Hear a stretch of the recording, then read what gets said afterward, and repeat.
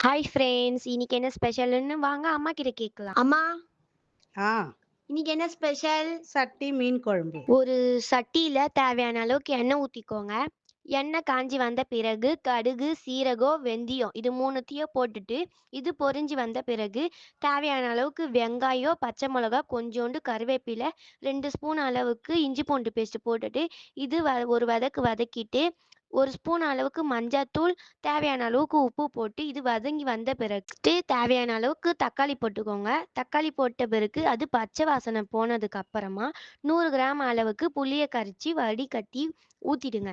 ஊத்துனதுக்கு அப்புறமா நீங்க வீட்ல அரைச்ச மிளகாத்தூளா இருந்தாலும் சரி, கடையில வாங்குற மிளகாத்தூளா இருந்தாலும் சரி, 5 ஸ்பூன் அளவுக்கு மிளகாத்தூள் போட்டுக்கோங்க. உங்களுக்கு கலர் வேணும்னு நினச்சிங்கன்னா, 1 ஸ்பூன் அளவுக்கு காஷ்மீர் மிளகாத்தூள் போட்டுக்கோங்க. இல்லன்னா அத ஆப்ஷன்ல விட்டுருங்க. இதெல்லாம் ஒரு கலரிட்டு 20 நிமிஷம் கொதிக்க விடணும்.